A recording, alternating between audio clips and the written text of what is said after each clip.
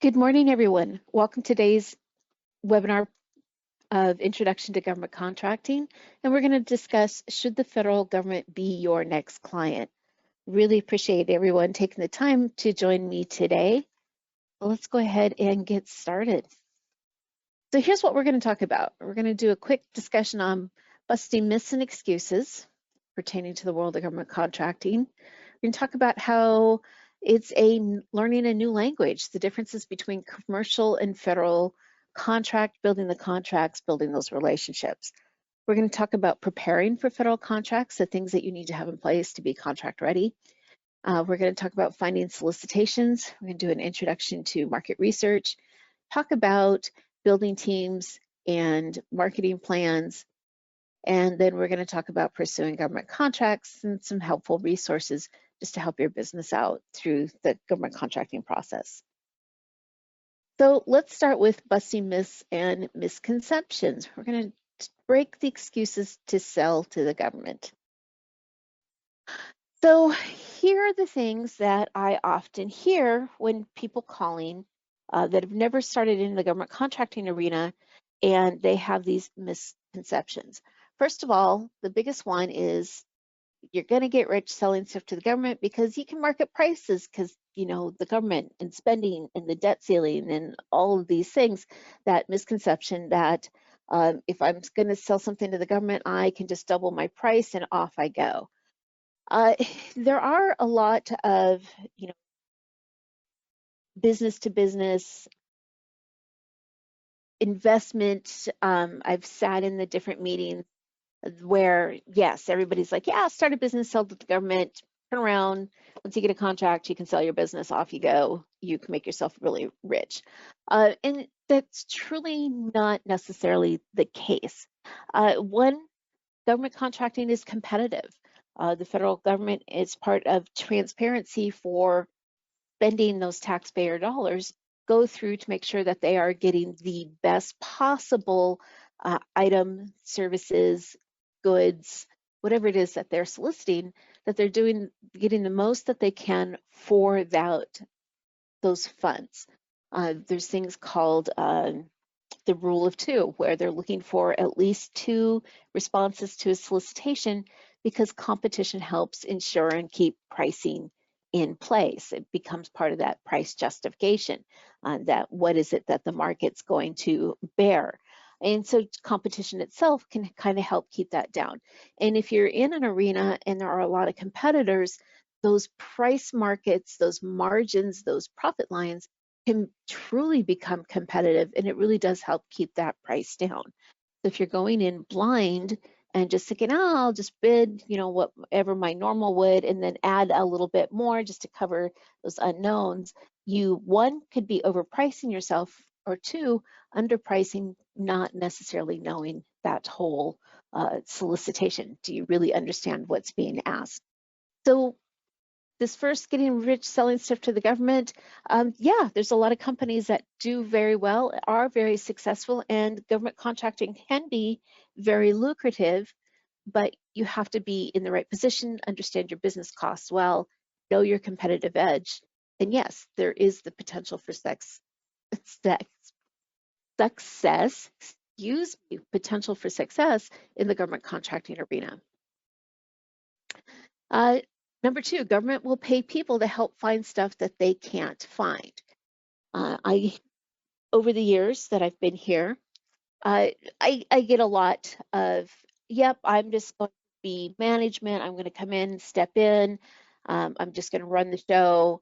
I'll find the people for the products, and I'll help the government find those things that they can't find.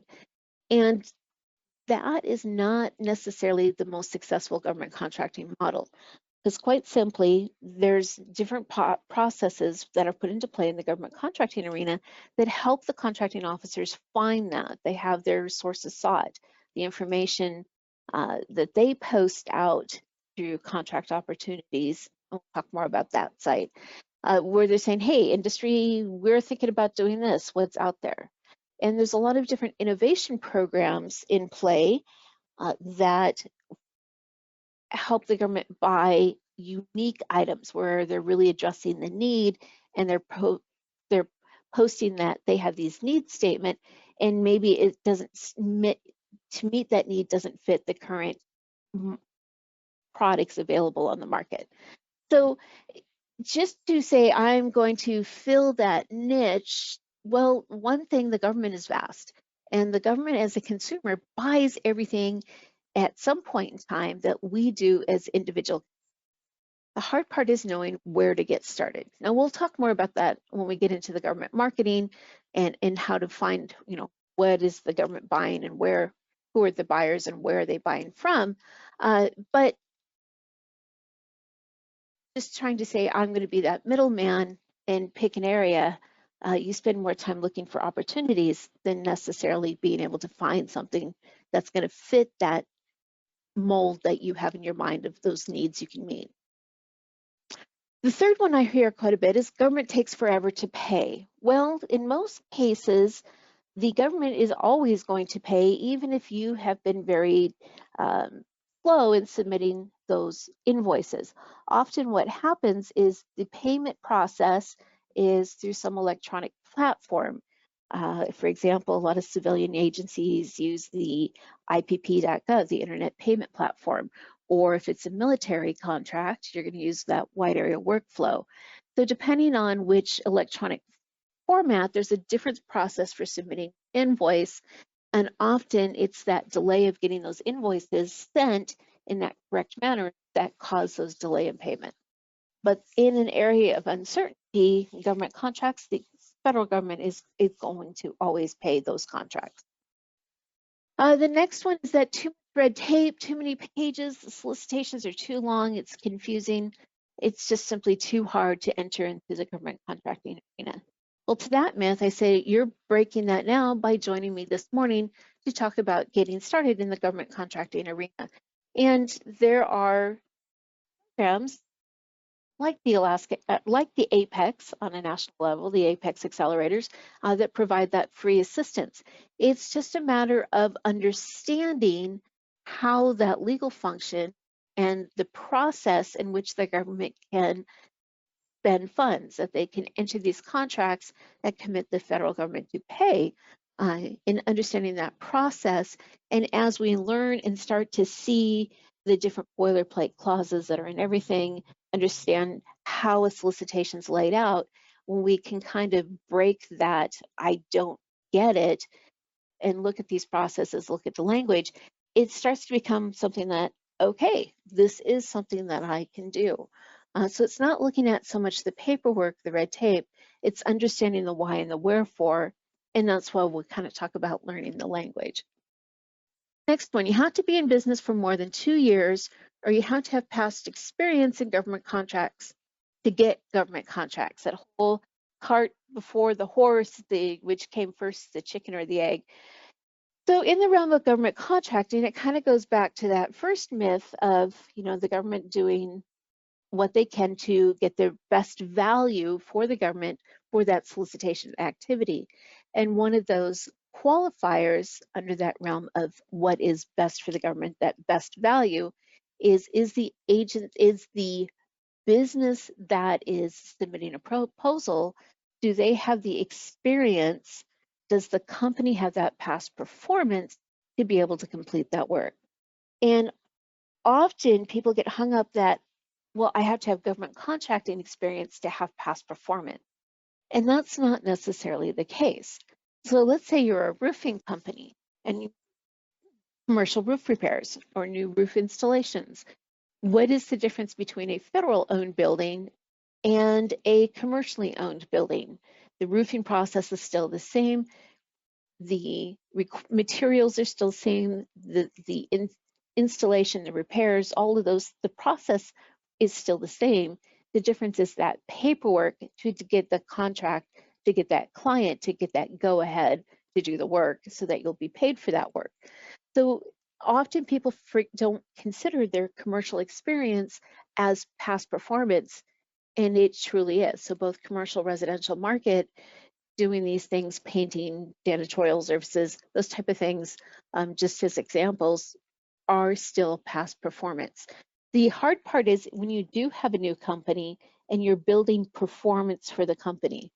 And so when I say experience versus past performance, experience is that of the owner, their job history, their work performance, the or that of their key personnel, of those employees that you hire. So experience is tied to individuals. Past performance is what have these individuals completed together under the roof of this company. How have you performed as a business to complete these projects? So often in the realm of government contracting, past performance or the lack thereof isn't necessarily a disqualifier. It's really about then highlighting the fact that you have the experience in hand to do this work, um, to offset the fact that maybe you've not done government contracting before. So the whole been in business for 2 years, your competitors are going to tell you that quite a bit. Don't bother until you've been around for a while. What they're really looking at in that started that myth is that level of running a business. Because no matter how much of an expert or how successful you are in your industry, running a business is a skill set. Business successfully is, in fact, that much more complex than simply being an employee. So what they're looking at for that 2 years, or where that misnomer comes in 2 years, is that's kind of that make it or break it time period for a new business, to stay, get their feet wet, gain that experience, keep the doors open. A lot of businesses that start don't necessarily make it past that 2-year anniversary date. So that's part of it. They're looking at what is your experience as a business owner and running a company, but then tying in that experience of those individuals that you have in-house, or whether you as the business owner, and converting that experience into past performance. So don't think that you have to be in business for 2 years before you can go after government contracts. You just might have to further sell yourself through that solicitation process of this is what we know, what we've done in the past, and more information about your business. The next myth is I have to have all my certifications before bidding on government contracts. So here we're talking about certification. I work with a lot of businesses and they're like, yep, I'm going to get my small business certifications, whether it's woman-owned, HUBZone, 8A, those type of different certifications, and then I'm going to start looking at solicitation activities. And I'd like to point out that when you're looking at government contracting, ongoing repetitive contracts have a contract cycle, anywhere from 1 year to 2 years, or even up to 5 years. In case of utility contracts, leases, they could be 10 years or more. But if you see an opportunity, unless the solicitation itself has been restricted to one of these small business certifications, in which case you're ineligible to bid on that solicitation without the certification. I know it's a big long run-on sentence there, but if it's a small business certification, you certify that your small business exam registration, and we'll talk more about that too. But waiting to have all your certifications in place is that you might miss that window of opportunity, and then it's not going to come around again until that contract expires. So if we're looking at a small business set aside and it's a 5-year contract and you're thinking, oh, I have to get all of my certifications in play before I can bid on that, because marketing, there's that misnomer on certifications themselves that they are a mandatory, that you wind up missing those windows of opportunity. Now, when we talk about small certifications, and we talk about set-asides, which means restricted to, yes, that may impact that solicitation act, but don't close a blind eye to solicitations being open and available to the public because you feel that you have to do all of these things to get your business in place. Now, if we're talking about certifications that are necessary to run your business, professional certifications, such as your CPA license, if you're an attorney, passing that bar exam, or whatever state requirements for licensing, yes, absolutely, you need to have those things in play to be able to perform. But for small business certifications, not necessarily. and we'll talk more about that. The next one is because I am, maybe I am a minority-owned business or woman-owned business, or these subcategories of socioeconomic application that have been applied to the business, they have to give me a contract. Agency will pick me because of my small business certifications. Talk about this, we get into a language difference, and again, that kind of ties back into learning the language, between preferences and set-asides. So if we see a solicitation, and you might see these for state contracting, or if we're looking at different authorities that have different program goals, where they might say something that preference is given to Native-owned businesses or preference is given to women-owned businesses, depending on the program and how they're set up. For state of Alaska contracts, we have what they call Alaska's bidders preferences. That is a process that's applied based on the percentage for that preference program that's applied to the pricing for price comparison purposes. For example, an Alaska bidder has a bidder's preference that they can apply out of non-Alaskan businesses, where it adds a cost component of 10% to that business, the out-of-state business, to again help strengthen the in-state businesses, and that's part of the supporting the Alaska economy. So preference programs are something along that line. In the federal contracting arena, we have set-asides. We have where the contracting officer has made a determination before releasing a solicitation that in order to meet their small business goals, and after conducting their market research, they determine that there is sufficient competition under these different socioeconomic categories to restrict competition down to one of the sub-elements of small business. And they're pre-choosing that as a requirement, thus setting aside or restricting competition for that activity. In that case, if you have the other small business certifications, it isn't even an evaluation factor because those solicitations have been predetermined to go to these various small business subcategories. So having more than one socioeconomic certification isn't necessarily going to have someone pick you over another if you're looking at the government contracting arena. There are value for marketing purposes if you're looking at subcontracting, and possibly the prime contractor is looking to meet small business goals for subcontracting goals, then those become that additional marketing factor. The last one I want to address is the 8A certification will guarantee me contracts. And that is probably the biggest myth here in the state of Alaska, where we see a lot of the Alaska Native Corps or the ANCs that are doing really well in the arena of government contracting, and they're doing that through that 8A, which is the SBA's business development program, in those opportunity for sole contracts. And that's an entire discussion in of there. I can tell you that no one business certification is a guarantee to receive federal contracts. There really isn't that guarantee, because even in a sole source opportunity, there is a process for announcing that the agency intends to award a sole source, and a competitor can say, hey, I can do that project as well. I should be given an opportunity to bid. So in the realm of government contracting, this is what makes it more challenging, is there's no guarantee of success for contracts, because somebody's going to come in and ridiculously underbid you. Okay, so talking about these myths, hopefully the goal of this is to clear the air of these misunderstandings and to learn more of what is the reality of government contracting. So let's move on. Let's talk about what I say by learning a new language.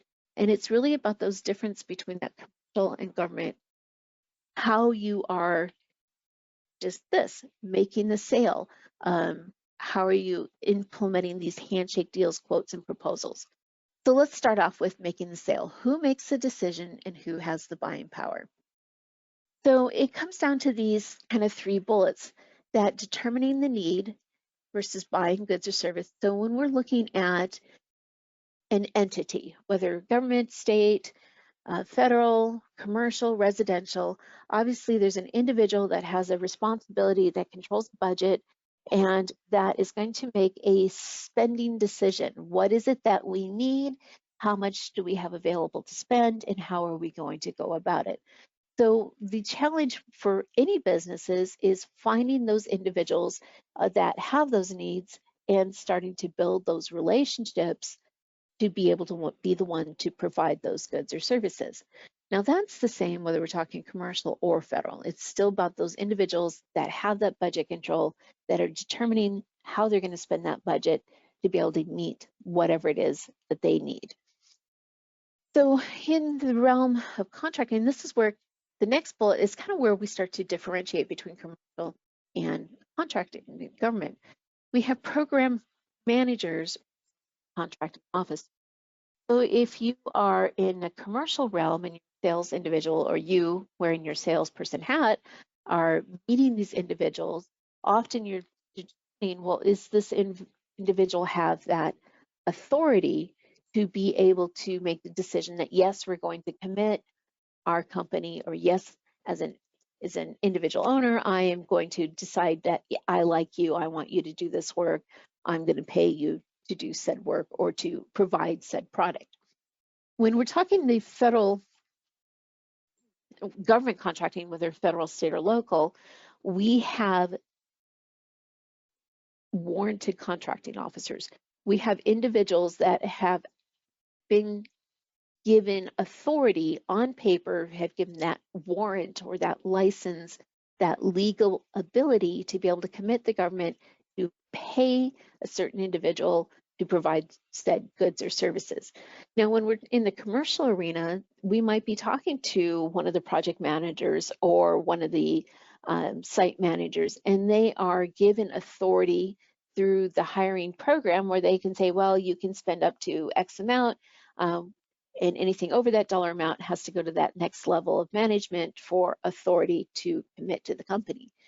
So when we're talking about on the government side of that, we have individuals that might have procurement cards, and with those procurement cards, those credit cards, they have authority to do one-time purchases up to certain dollar thresholds. So just like possibly like the individuals we're talking to in the commercial arena. But again, those are just one-time buys. If we're looking at any project over those dollar thresholds, or for longer period or ongoing purchases, we're not just looking to sell a one and done type activity, then we have to have those contracting officers, the ones that have, again, that warrant, that authority to enter into the contract. They're the ones that ultimately are going to make that selling, that contractual decision. So in the federal arena, we have the end user, the individual that's saying, we need copiers, we need paper, we need engineering solutions. And they're going to write up their procurement request, and then it's going to go to the contracting officer that is going to make the determination of how are they going to go about meeting that need. They do the market research. Is it going to be a posted solicitation? Is the dollar amount small enough that they can go out and ask if vendors to provide that information, do kind of a closed bidders list? So these individuals are the ones that are going to make the determination of who the awardee is going to be for that activity. Often in the commercial realm, as you're building those business relationships, the individuals that you're talking to do have that authority to commit, and you can roll into these handshake deals, written quotes. They can accept your quotes. That relationship continues. That connection was made, the agreement was put into place, and that work can begin. And you can discuss payment, etc. The contract is put into place. In the contracting realm for federal, state, local, it usually winds up going through that contracting. Think of it as that other side of that teeter-totter. Program side makes the determination, and then contracting is the one that actually can do the buying outside of the realm of credit cards. The difficulty in federal contracting is what we call apparent authority, where we start talking to someone, one of the engineering's, the engineering squadron on JBER, and they're like, absolutely, we like this. This is what we want. We feel that this is going to meet our need. Give me a quote and we'll move forward. And businesses start to ramp up thinking, oh, we've got this in play. They start spending money, start going after, start building their team, start buying materials because somebody says, yep, we want to do this. But that individual is just saying, yes, we're going to move it forward into the next step of our contracting. And any quotes that you buy, and that kind of ties down to those legal issues, in these handshake deal quotes and proposal, who signs what? You may be providing a quote for that program person in the government agency, but the federal government cannot accept your quotes. All right, let me step back a second because I'm kind of trying to answer all my bullets in one long story, and I'm going to make it more confusing than helpful. So when it talks to providing quotes and proposal, who signs what? So the federal government is not going to ever sign any quote that you may provide like you would a commercial client. Your commercial quote may have terms and conditions as part of the quote. Signing this quote, payment upon receipt or payment upon performance. There's a lot of things that those small print can be added to your quotes. And if you get a signature by the potential buyer, there's that obligation then for performance. Well, for the federal government, they have to have you, the business, sign their proposal materials, those purchase order, contract, the end result, because we need to be able to work under the legal structure that the federal government has to operate under. And so even though you might be submitting a quote thinking that that's a done deal, it still has to go through the federal contracting process where they're going to give you a solicitation that you then complete and provide quotes and understand the contract clauses and provisions that then guide the purpose, guide the entire action of the solicitation.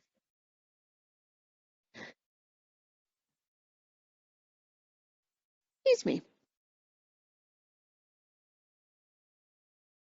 And it comes down to that legality of who signed what legal structure are we using, the realm versus the federal realm, and payment terms. So the difference between commercial and federal, again, is that payment on receipt of invoice, or are we setting up in our proposal payment terms, net 30, discounts, etc. So all of that is tied into. So ultimately, let me wrap this long rambling up, and I apologize for the rambling, but the biggest difference in a nutshell between doing the commercial and building commercial relationships and building commercial clients versus government contracts is understanding that legal realm under which you're going to conduct business, and understanding that the individuals that you are building those business relationships to, what is their authority to commit the agency, to commit their program to being able to spend those funds with you. And understanding those dollar thresholds and those limitations of what they can and cannot do for a one-time purchase on a credit card, and knowing when does a contracting officer need to be sitting at the table to know that for sure that you are now going to be guaranteed a contract or have a higher success rate of being included in that potential bid in a competitive activity to be able to bid on that contract. All right, let's move forward, and hopefully, anybody have questions on any of that?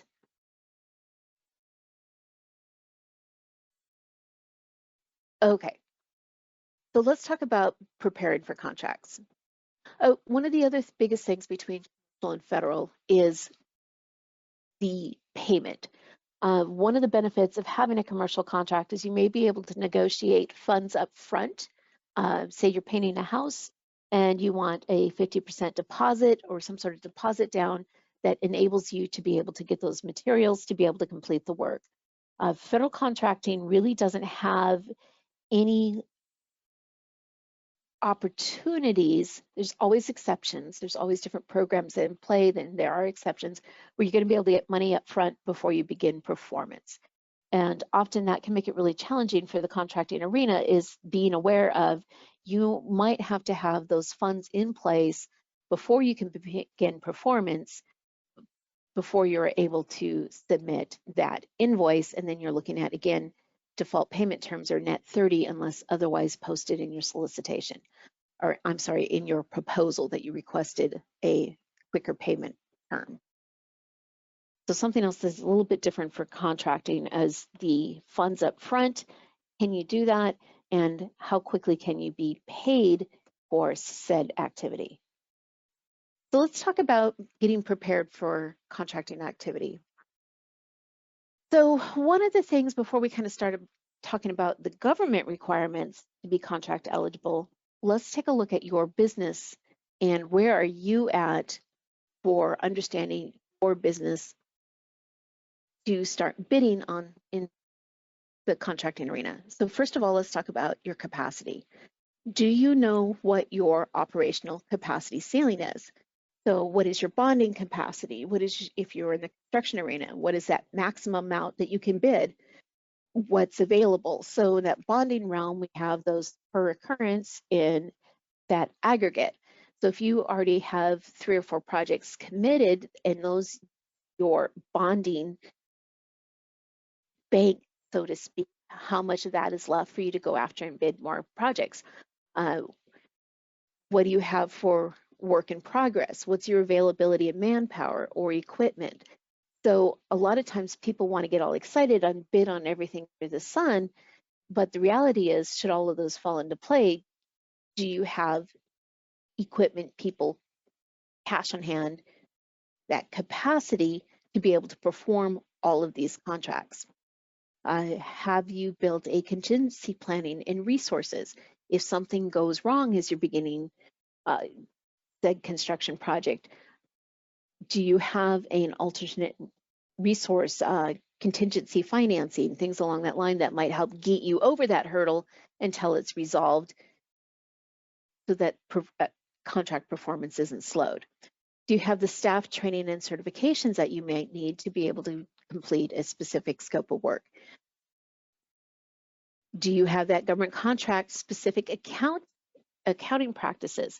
As you start getting into higher dollar contracts, there becomes other cost accounting systems, the Truth in Negotiation Acts, there's other things that kick in where you know, be able to show that you have the correct accounting system, that you're tracking job codes, that you are aware of the allowable and allocable expenses. Boy, today is not my day for enunciation. We'll try that again. Allowable or allocable expenses, such as your overhead, your G&A. Are you applying the right business expenses for government contracting? And some of those variations, again, that's kind of understanding that language between government contracting and commercial. So a great example talking about what expenses are allowed when you're building your overall cost for a proposal and you're looking at that overhead and that governing and administration, that cost of running a business that you're building into that, again, that final bid cost. There's certain things that you can't cover in that overhead, such as marketing expenses or for example, the IRS may say, sure, you know, whining and dining a client is absolutely an allowable business expense. For government contracting, they're saying, no, that has to be removed. FAR Part 31 talks about all of those expenses that can be built into your contract, what's allowable, and how you're going to do that allocation that you are only bidding, only applying the appropriate expenses for that specific solicitation to that solicitation activity. So that's what we're talking about. You have the right accounting practice, the accounting system that's able to break those job codes and identify that so that you're making sure that you are billing correct. The other thing we're talking about, do you understand your business price factors, the break-even point, cash flow, your labor costs? Are you using the appropriate wage determinations, if they're applicable for that solicitation, that you are being competitive in that contracting arena? Are you familiar with government registrations? So first one, System for Award Management, or SAM. The SAM registration, that entity registration, is required for any entity, whether individual, business, nonprofit, et cetera, anyone that's going to receive federal funds must have an active SAM registration by that bid due date or that submittal due date if you're looking at grants.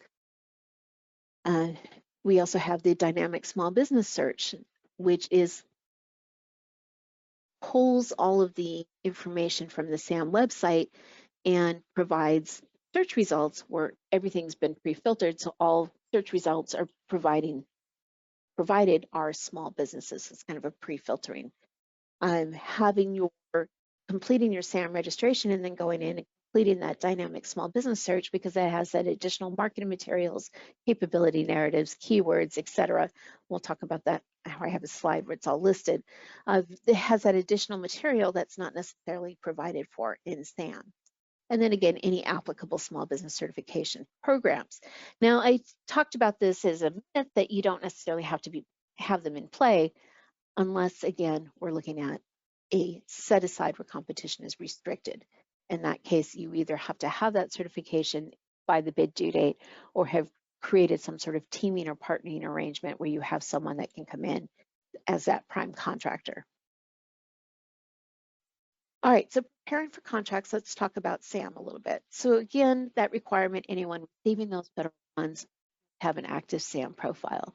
And the intent of the SAM registration is to provide all of the information that the agencies need to, one, qualify that you are eligible to receive federal funds, two, that it has all your vendor payment profile in place so that upon contract award, that vendor payment data is already gathered. Two, you have gone through those representation certifications. And again, that's part of that. Are you eligible to receive federal funds? And it also provides those NAICS codes, those industry identifiers that tells the government what industry your business is involved in. So we can see these are some of the information, bits and pieces that you will need to be able to do a SAM registration if you've not done one before. If you're new to the government contracting arena and you've not created a SAM registration, there is a couple of webinars that I have available on our on-demand that SAM registration walkthrough, part 1 and part 2, that talks about how to do that validation entity to get that UEI number, and then 2, all of the information and all of the steps and a look at each of the pages in the SAM registration to be able to complete it. SAM profiles are something that have to be updated yearly and do have to be active by the bid due date. One of the other thing, if you have an existing SAM profile and you are applying for or submitting a proposal for a small business set-aside, the small business set-aside is going to have a NAICS code associated with that solicitation activity. Now, the NAICS code, as we talked about, those are those industry identifier, the classification system, and each NAICS code has a size standard based on seats or number of employees, and that size standard then is used to help determine if you're a small business. So if you're under that size threshold, then you are a small business. And part of filling this information out in SAM is to certify that you are a small business based on the NAICS codes you use in your SAM profile to identify your industry. So if you're looking at a solicitation and it has a NAICS code that you don't have in your SAM profile, but obviously it's something you can do, you can bid on that work, you do need to add that new NAICS code to your SAM profile, get it processed and get it active by that bid due date, so you have that certification that you are a small business under that particular NAICS code. The dynamic small business search, as we mentioned, it takes all of that information and it becomes a filter space that is used by agencies, prime contractors, anybody looking for businesses for market research as who can do what based on all of these bits and pieces that we enter in SAM become search criteria. And that dynamic small business search, again, gives us that end results, those search results that are small businesses. The dynamic small business search can pre-filter when you're going in and using that site to search. If you are looking for different socioeconomic certifications, or we can use keywords, use NAICS codes, use any of those other information that we can to pre-filter. So your dynamic small business search profile is automatically created when you go through create SAM profile, and your SAM profile is activated, and then within 24 hours, your base dynamic small business search profile is completed. But there are additional factors and information that you add to that profile, and you have to do that through the SBA website to be able to add to that DSBS profile pieces that you can't add while doing SAM. And those include any SBA applied certifications. So once you have these certifications, SBA does go into the DSBS and notate that the certification they are now certified, and that certification date and deadline, if applicable, or expiration for certification. Any keywords, your website, URL, non-federal certifications. Again, those are those industry certifications that we're talking about, CPA, registered nurse, et cetera. Any special equipment that you might have that might distinguish your company or become an additional marketing factor. Your capability narrative gives you an opportunity to kind of highlight who you are, what you do in a quick, easy to pursue manner. And of course, those references, which can be used for past performance. So if a contracting officer does have a small activity and they just want to call and get a quote from 3 to 5 vendors, maybe they go into that dynamic small business search and using some of these factors pre-filter for who can do this, and then reach out to those individuals and say, hey, do you want to provide a quote? So having some of those reference information is really critical, and this is the website that you have to have it. All of these additional factors that you add directly through the DSBS become marketing factors. They become that additional, why should someone reach out to you over one of your competitors, those differentiators. And so making sure that you have that dynamic business search completed and filled out, and also updated yearly, especially as you gain contracts, whether commercial or federal, and adding those business references down for those past performance can really help support others in reaching out to you to find out more about your business. So let's talk small business certifications. So in the federal contracting arena, we have these 4 bulleted areas, and these are all subcategories of that designation of small business. So we stated that you are determined if you're a small business based on those NAICS codes applicable to your business and the size standard that is attached to each NAICS code. If you're under that size standard threshold, then you are a small business. So these additional socioeconomic based small business certifications are as follows. We have the 8A Business Development Program, which is a 9-year business development for businesses that have a socio and economic disadvantage in their business community. And they have a 9-year program, and through that contracting venue, there's that opportunity to be able to grow their business from a small to a large business. We also have the HUB zone, the historically underutilized business zone. This certification is purely based on location. Principal office has to be within a HUB zone, and 35% of your employees must reside in a HUB zone as well. So of course, all 4 of these, you do have to be that small business, but then they have the additional factors for eligibility. HUB zone is primarily based on location. We have the woman-owned small business or economically disadvantaged woman-owned, and again, this is where majority owner is a woman or group of women, and the women then own and control and operate and have that responsibility for the day-to-day operations and management of their business. We also have veteran-owned and service-disabled-owned, veteran-owned small businesses. So these are the 4 set-aside programs in the federal contract where competition can be restricted to under that realm of small business.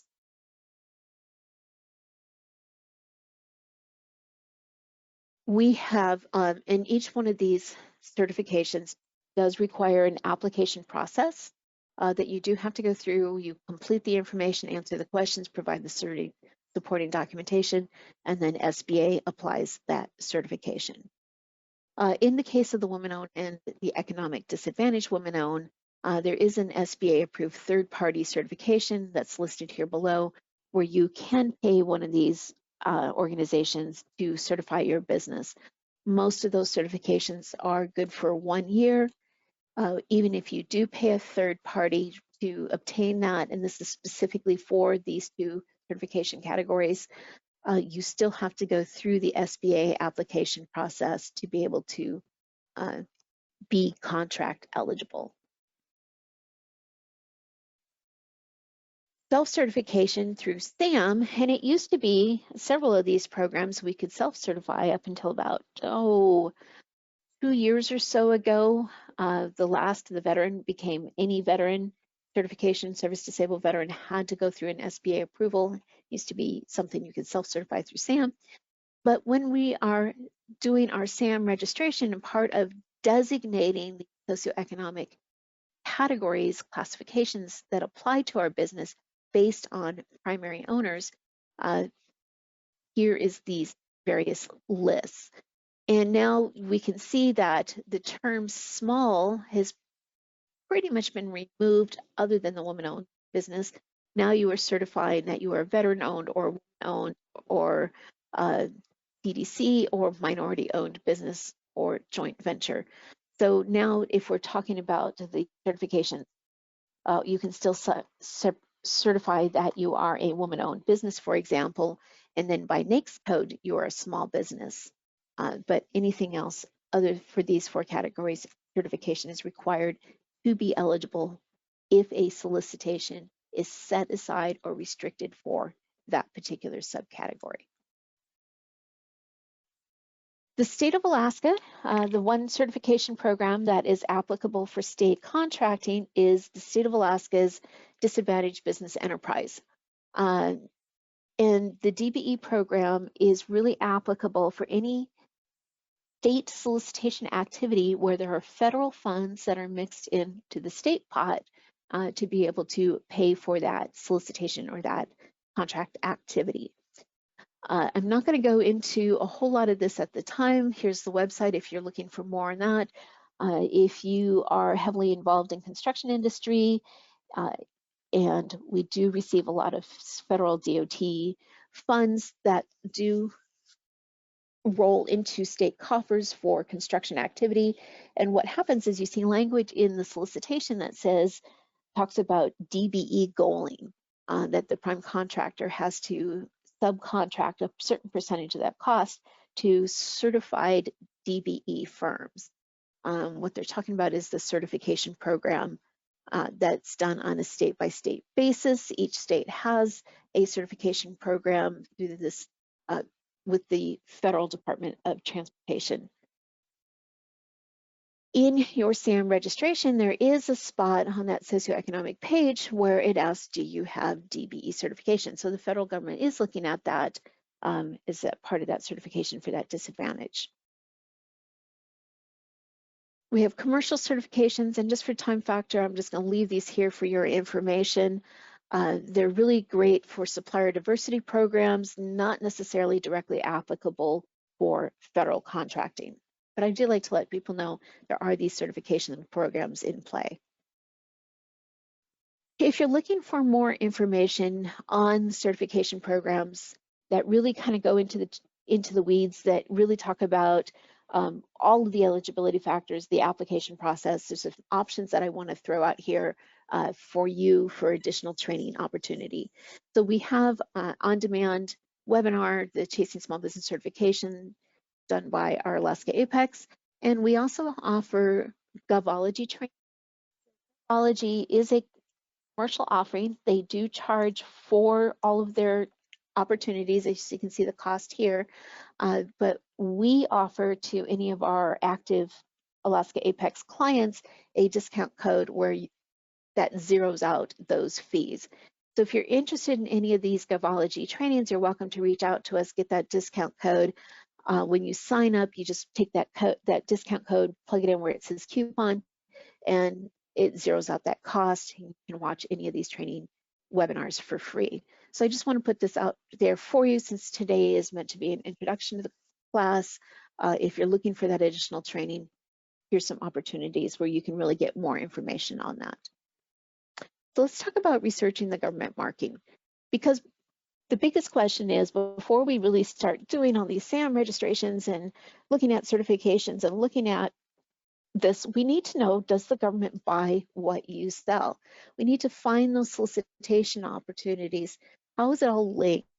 How can we go about to see, should government be your next client? So does the government buy what you sell? It's really about doing market research.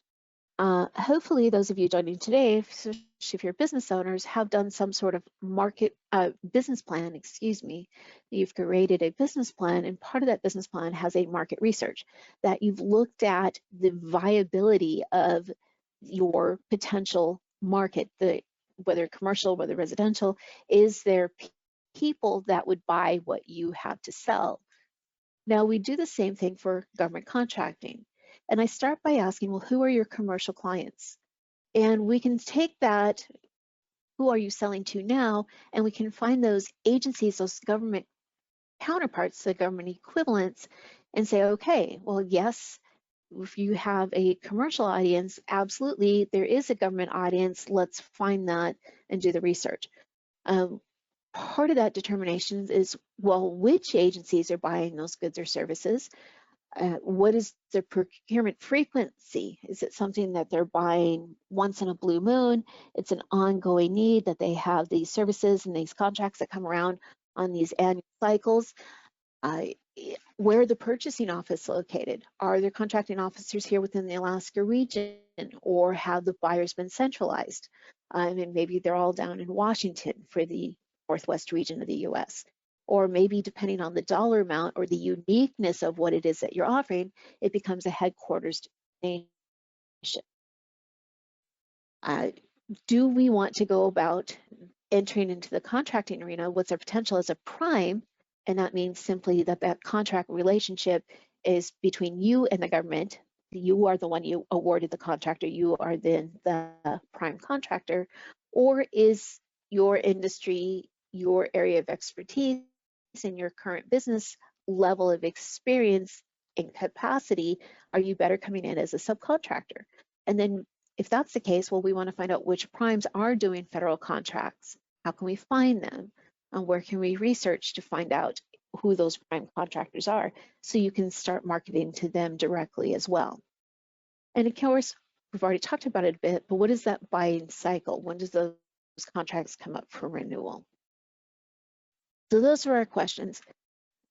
Here's our resources that we can learn how to find all of these things. So for the federal arena, finding that information is really pretty straightforward, because part of that transparency of spending taxpayer dollars, we have databases that does that. So from an industry standpoint, here's all of these sources that we can look to do the research to answer those questions we just discussed. We have the sam.gov site. Well, I talked about it as entering, doing your entity registration to be eligible for contract, but this is also the website where you find those contract opportunities where solicitations are posted. So the agency say, hey, I need this, here's the bid due date, here's the information, here's where it's posted. If it's over 25,000 or over that simplified acquisition procedure threshold where it has to be posted activity, then there has to be an announcement posted on SAM in contract opportunities. And of course, we have the dynamic small business search, because maybe we're looking for vendors and those prime contractors. We have this other usaspending.gov, which is a great website to kind of see where are the federal funds flowing. All of the information that's posted in USA Spending pulls directly from the Federal Procurement Data System. And this is a database of all past federal contracts. Now, it doesn't show you anything purchased by a procurement card. It doesn't show grant awards. It shows contracts, unless those contracts are deemed to be not available for public scrutiny due to any sort of security concerns. So the majority of federal purchasing on the contract side can be researched through FPDS. We also have the GSA e-library. They have their multiple award schedules. Now it's a whole nother different decision, but they have their D2D data decisions. There's a lot of schedule query information that you can do on their website to kind of see, again, where the buying trends through the use of GSA schedules. And of course, we have the agency websites as well. The Department of Defense publishes 5-year spending plans, budget plans for Department of Defense activity, especially for base maintenance, base construction. These are things that we can actually look up and kind of have an idea of what is the agency planning to do within the next time period, should there not be changes to the funds available. We have agency forecasts. So each agency is required to put a forecast of their anticipated spending for the next fiscal year. And that usually rolls out beginning the second quarter of each fiscal year. So the federal government starts that October 1st. About mid-November is when all of the procurement agency forecasts are published. And of course, we have the agency website, which really helps us learn about what is this agency focused on, what do they need, and if we're going to start building that relationship with the agency, what language who should we reach out to? There's a lot of information you can find on the agency website itself. So when we're talking about SAM again and that contract opportunities, there is a search filter where we can go in. We want to click search on the SAM.gov website and select the domain contract opportunities. And these are all the different areas where we can kind of filter down what is it that we're looking for. Now you can see here I use this keyword Alaska, and then I put in the place of performance filters for Alaska just last night, just to kind of get a snapshot of, well, what's available now. So we just haven't, you can see here, just 2 of the 67 of posted articles available for review. One thing I want to note is that when we're looking at using keywords, unless we come into notice types, we are going to get all of the information. So an article that's posted here can include a solicitation notice, a pre-solicitation notice, an awards notice, a request for information. It's called either a source sought or an RFI, request for information. There could be special notices, there could be industry notices, all kinds of different information. But this is where the agencies, those buyers, are reaching out to industry to say, hey, here's something we want to tell you about. Here's what we're looking for. So that, in a nutshell, is the SAM, or contract opportunities. This gives us a great snapshot of what's going on here and now. And because we can really filter that information, especially down to buying areas by that place of performance, that can give us an idea of what's going on for the federal contracting market right here and now. Then if we were looking at past procurement, has the government bought it before and what frequency? This is where we want to go into the federal procurement, or FPDS. Oh, I have that backwards. That's funny. The Federal Procurement Data System, PFDs. That's where we get money from the state of Alaska. Don't forget, you got to do your registration if you're an Alaska citizen by, end of March. But a little side PSA notice. But for Federal Procurement Data System, this is where we're going to find those past procurement activity. So again, you want to grab this easy search FAQ because it gives us a link. It tells us all the search terms and conditions that we can apply to be able to find those contract elements. USA spending, as I mentioned, this is a great snapshot of where are those federal funds flowing, because often, we get a little bit focused on contracts, getting those to be that contract recipient. But if we step back and look at where those federal funds move to the state, there's a lot of grant recipients that then have to spend those federal dollars received. So whether through tribal government or even state programs, different departments within the state of Alaska that then have to turn around and spend those funds. So a great example, if you're in the construction arena, that all of the housing authorities that receive those HUD funds we can find that information here because each one of those housing authorities then have to turn around and spend those funds within their program year. They're going to be eligible for funds the following year. And we can see who those recipients are. So we know, again, if those federal funds are flowing through, those funds are going to be spent. USA spending, it's got a great filter. You can do search award data, explore the data. It just kind of shows you here. The filters are pretty simplistic, but just looking for fiscal year 24, last fiscal year, you can see that was my own search filter, and these were the results. And again, this is all information pulled from the Federal Procurement Data System.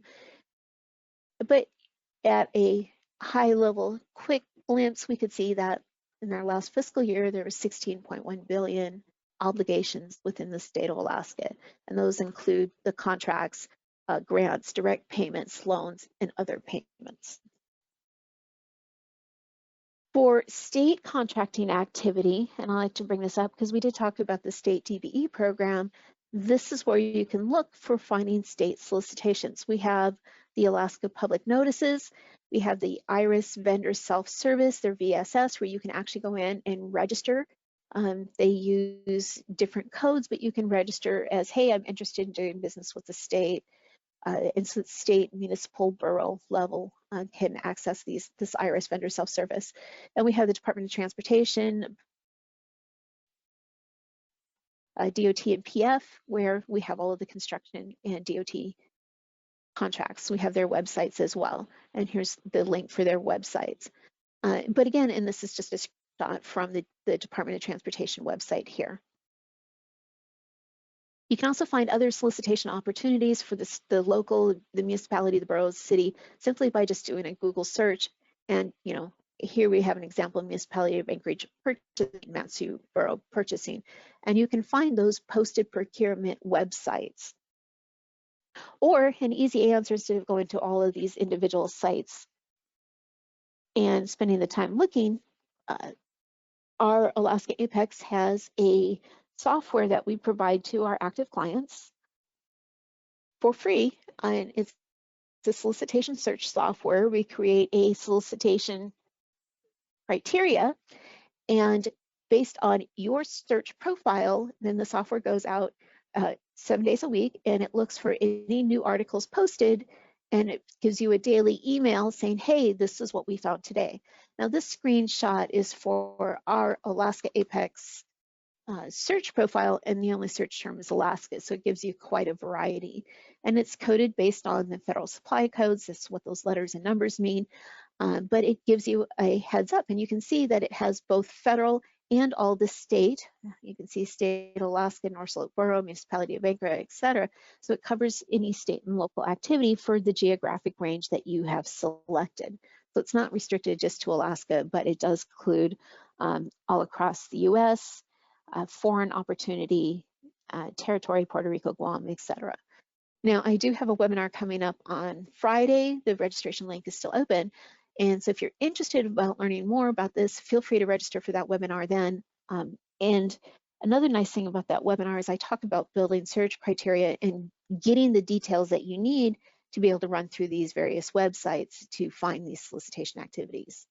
And of course, if you're looking for more detailed information on how to do market research, I just want to throw this out to you. So we have the webinar, this Conducting Targeted Market Research, that's available on demand through our website. Or again, there's more Govology research, Govology offering into market research, creating a capture plan. And again, if you reach out for that discount code for us, you can take these webinars or watch these webinars for free. Let's talk about building teaming relationships.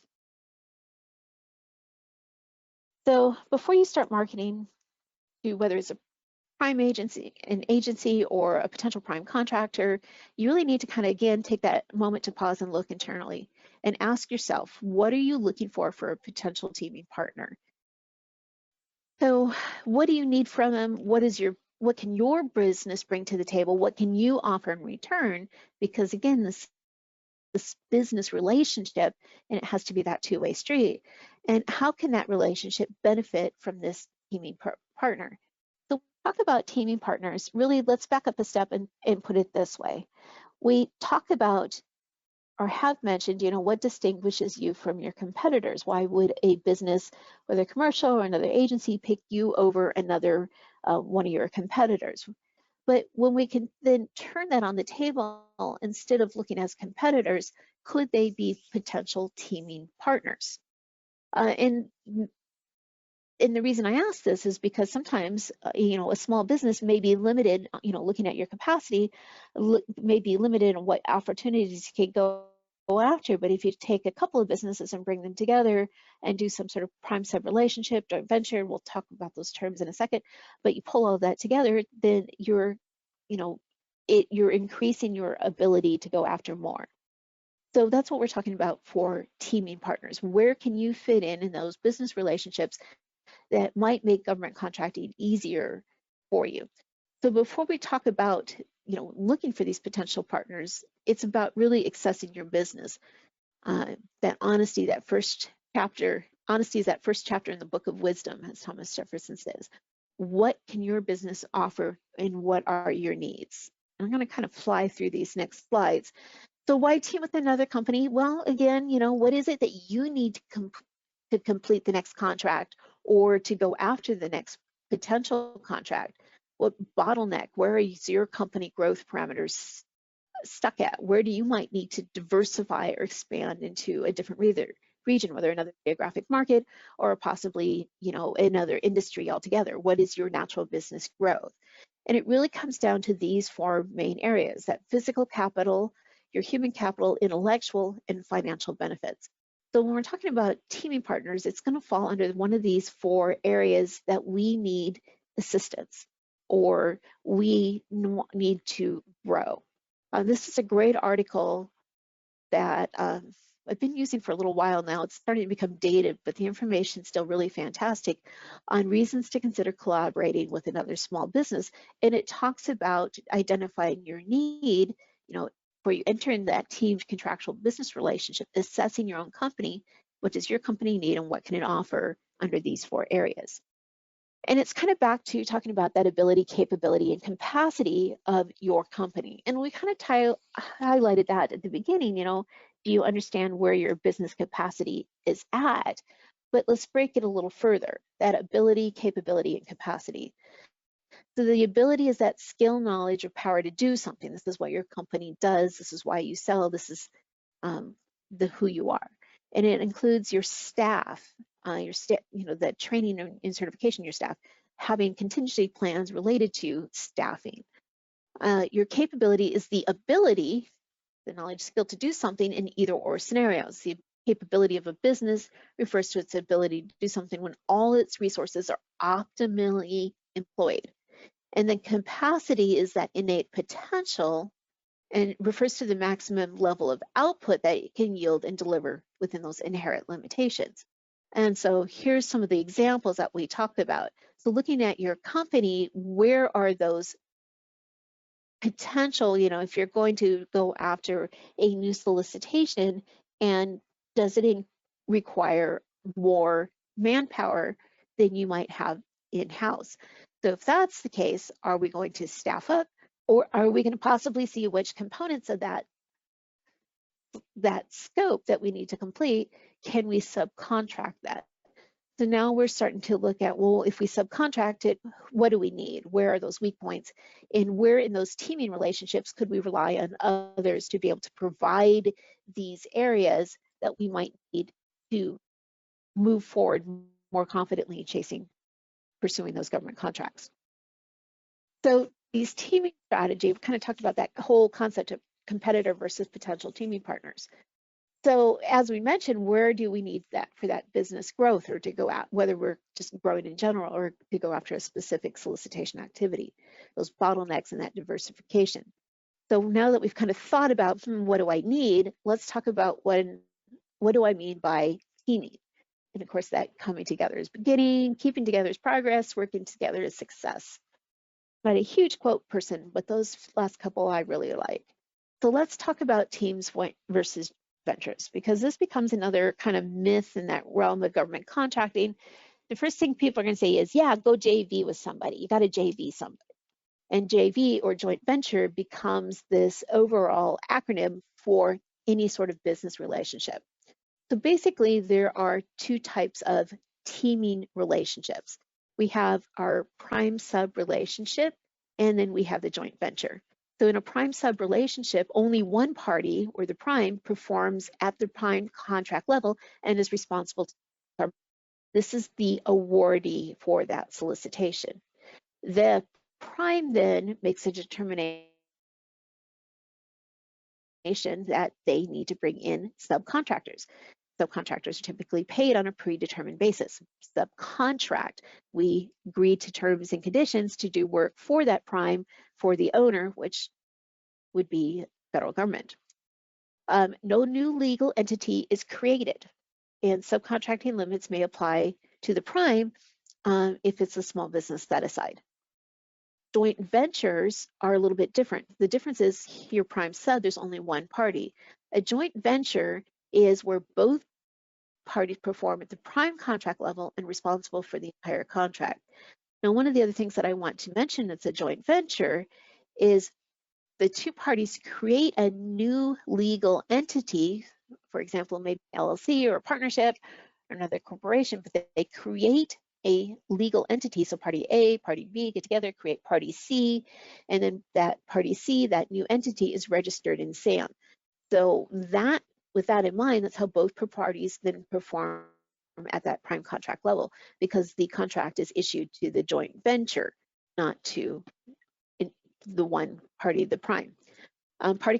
Parties typically split profits and losses. Again, that's on your joint venture agreement. You predetermine that. And then subcontracting limits apply to the JV as whole, not necessarily to the prime contractor. So a lot of times people will tell you, oh yeah, you got a joint JV, you got to go out and have your joint venture. And there's that desire to create all of these joint ventures and then look for opportunities. But really it's about, what do you need? Where are you going to be stronger? And looking at the different legal ways that you can enter in these teaming relationships. So these prime sub teams, we can start with developing what's called a teaming agreement. And this is the pre-contract award during the solicitation process. Well, what we're doing is we're putting our understanding of what the other is going to provide, what we're going to provide, who gets what, who gets paid what, how are we going to handle that? All of that gets put down on paper, and this is what we have, a teaming agreement. Keep in mind that privity of contract refers to the prime. It's a one-to-one relationship between government and the prime contractor.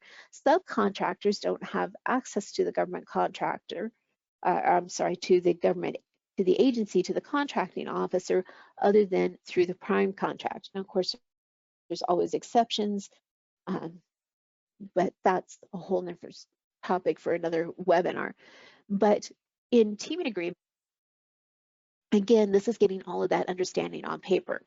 Now, the FAR, which is the Federal Acquisition Regulation, the body of law that guides both the industry and contracting staff on how federal funds are spent in that contracting realm, the FAR does not require prime contractors teaming agreement. These are more of a best business practice to help avoid communication errors than a mandatory requirement.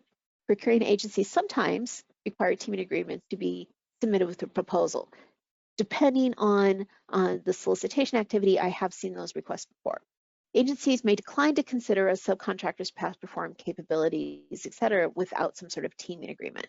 What they're looking at is the potential prime contractor's commitment to working with that particular sub and not baiting and switching with another contract after another entity after award. Teaming agreements can help block in commitments from prospective teammates. Again, a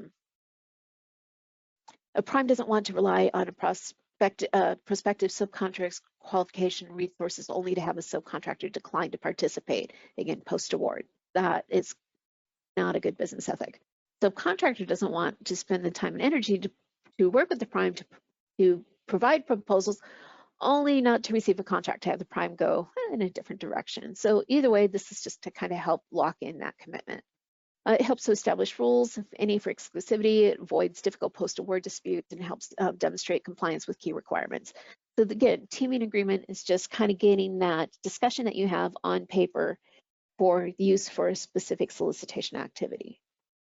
Once an award is made and your prime contractor gets that award, your teaming agreement should then become a subcontract. And this is where all of those contract specific details for that particular scope of work then come into play. And you might have master agreements with some potential prime contractors where they kind of outline some basic terms and conditions. But even then, having a master subcontract in place still should result in an individual subcontract for every single subcontract opportunity that you're entering into that business process. So part of me talking about this now in that teaming agreement is realizing that not just discussing it, but getting this information on paper and knowing how that discussion and that relationship building kind of becomes this, teaming agreement, then should, with the end result of becoming this subcontract. Just to highlight a few things, your subcontract should be more detailed and have project or scope specific language. It should include any mandatory flow down FAR provisions. And it's also a negotiated agreement. And these are things that should hopefully have been addressed during your teaming agreement discussion, part of getting those details, things on, what scope, what do you really expect us to do? Payment and invoicing provisions. The FAR default is, paid when paid, that the prime contractor has so many days to pay all of their subs from the date that they are then paid. Well, is that going to be applicable to your relationship? Can you afford that? Do you know when the prime is going to submit the invoice for your component of the work completed? All of that can be negotiated within your subcontract agreement. So where to find potential teaming partners? I'm down to about 7 minutes or so, so let me get myself back on the ball here. Where to find potential team partners. So talking about all this is great. We understand, okay, there's these relationship potentials, different level of complexity depending on what we want to do in the long-term intent of that business relation. We kind of talked about, getting that communication on paper, how those relationships are going to result. And even if you wind up doing that joint venture, you want to have some sort of joint venture agreement where all of that is defined on paper. So great. Where do we find these potential teaming partners? So there's a couple of different places you can look. Part of it from the federal databases, well, we can go into the dynamic small business search. We kind of talked about its value for contracting staff and those primes looking for subs, but it's a great way for you to go in and look for potential prime contractors. Now, granted, you're small, depending on your industry, that size standard for small business can still be multiple millions of dollars. For example, for a general contractor, that size standard is 36.5 million, averaged over 5 years. So there's a lot of room for building those teaming relationships even under that small realm. So the DSPS can be a great way to find potential teaming partners, whether you're looking for primes or you're going to be the prime and you're looking for subs. It's also a great way for searching businesses if you're looking at diversifying into a different geographic area. Of course, we have SAM, the System for Award Management. You can go in and do a vendor search in SAM. We have FPDS. We mentioned that again, the Federal Protection Data System. We're looking at past contracts. We're looking at past contracts, seeing who are those contracts awarded to. We can take that unique entity identifier that's issued to each entity that's registered in SAM, that 12-digit alphanumeric character number, and we can use that as a search in SAM or look up a business name in SAM, get that UEI. We can take that UEI number, that unique entity identifier, plug it into FPDS, and we can see their entire contract history with the federal government. We have a State of Alaska DBE directory, which is great if you're in that state contracting realm. And of course, we have professional organization training, other networking events where you can just simply meet other businesses and build those business relationships, whether again as potential teaming partner, potential prime sub, or even just potential vendor sales. So keep in mind that even though finding those, you want to go through that verification and vet those potential teaming partners. And we can turn around and use these same databases, Dynamic Small Business Search and FPDS, and look at their past performance that's published information. We could possibly look at the CPARs, depending on the dollar amount. This is a federal performance assessment site. And we want to think about that risk management concern and legal concern. So do your due diligence to vet those individuals before you enter into a contractual relationship. Looking for potential teaming partners, I just want to throw these professional organizations out there because they're networking, training events. Being a member is a great way to help build your business growth, build those business relationships in an area. I just have a few listed here.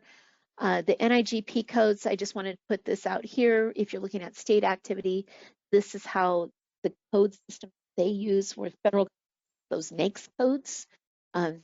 State and local use NIGP codes, but they also have different programs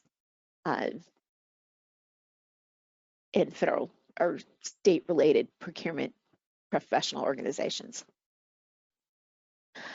And then looking for more information on building teaming, again, I just want to pull this information out for you. Govology has some great building team strategies, and more about the mentor-protege programs, which also can kind of roll into the joint venture.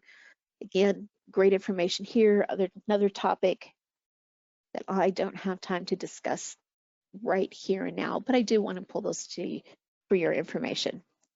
So marketing and advertising is kind of our last stretch, and I am running out of time. So how are you promoting your business? So one, industry has to know you're out there, that you're looking for these business relationships or those sales opportunities. So part of having that business plan is developing a marketing plan. So we talked about doing market research. That's the who's out there that we could possibly connect or sell or potential clients. But then when we talk about marketing your business, it's about announcing and letting the business community know that you are out there and available. Whether you do this through social media presence, traditional marketing, you need to have some sort of marketing plan to announce your business. And the easiest way to think about this is how many times have you driven home and you're like, oh, hey, look, a new restaurant's open. We should stop by there maybe next payday or, next opportunity and check out that restaurant. And then by the time we remember that again, go looking for them, they might have already closed. We have new places opening here all the time within the state of Alaska, especially here in Anchorage. But unless the potential market knows about them, they're really reducing that opportunity for success. So information for you as well, because keep in mind that these buyers that we're talking about and these program folks, they're also residents here in the state in most cases. And so that traditional marketing media, whether TV, radio, or the social media, can be something that they come across and see as well, that they can then apply, one as their own personal consumption as a consumer, but also for their business operations as well. Creating a capability statement in the government contracting arena, part of that being government contracting ready. That capability statement is that more than your business card, less than a website, quick snapshot of who you are, what you do. And often you're going to see in those sources sought posted in SAM on that contract opportunity is they might, part of that is provide your socioeconomic information, in response to this potential solicitation, but they want to know who you are, what you can do, those socioeconomic designations, your business history. So again, we've got a webinar that you can reach out and check on creating capability statements, but really they're that ready to go targeted marketing that you can hand to different people, potential business partners, potential clients, when you're at these various social networking, something you can attach to an email to introduce yourself. Kind of their, just like Pringles, you can't just stop at one. Again, they should be targeted to your audience, fit the purpose of use, can anything from a one page to detailed catalog, depending again on your audience. And you can also add them to your website as something that people can download, print out, and have ready to go to help remember your company. If you're looking for resources on how to build a marketing plan, I'd like to introduce you to the Alaska Small Business Development Center. They're one of our partner programs for Alaska Apex. We're all under the Business Enterprise Institute at the University of Alaska Anchorage. And while we're a federally funded program through Department of Defense, they're a federally funded program through the Small Business Administration. The SBDC provides free assistance with all aspects of growing your business, but they also offer at either free or low cost training on business development. And they do have quite a catalog on developing a market or sales strategy or developing social media marketing. So kind of tying into the local resources, this really is my last segment now, so let me fly through this. As I've mentioned, the Small Business Development Center, here's their website, aksbdc.org. Here's their various offerings. There's a lot of great tools on their website. If you're looking at maybe expanding your market plan, they have the tools for that. If you're looking for more information on what they provide, of course, their workshops. If you want to set up an appointment to meet with one of their business advisors, this is how you click that getting started. Here it takes you to this page and you get a chance to sign up, register as a potential client. Another resource is the Alaska Women's Business Center. They're another SBA funded grant program. They're here in Anchorage. Lisa Nolan is the director, but another great program. They mirror a lot of the opportunities that the Small Business Development Center has for business growth, financial capital, if you're looking for any sort of monetary assistance. SBDC, Alaska Women's Business Center, great resources. And we also have the Veteran Business Outreach Center too, as well. If you're a veteran, service disabled veteran, it's a great resource, another free program. They're co-located in the same office as the Alaska Women's Business Center. Tracy Willett's the director, fantastic office, great resource for you. And of course, there's our program as well. Real quick, any questions? I've thrown a lot at you. A lot of rambling at the beginning of the presentation. But here's, if you're looking for more training for what we're doing coming up, I just wanted to pull this to your attention. Again, if you're looking at having that solicitation search software be a really handy tool, you bet it is. Check out the webinar or reach out to one of us within the Alaska Apex to make an appointment to get that scheduled. Other trainings coming up in February, just information for you here.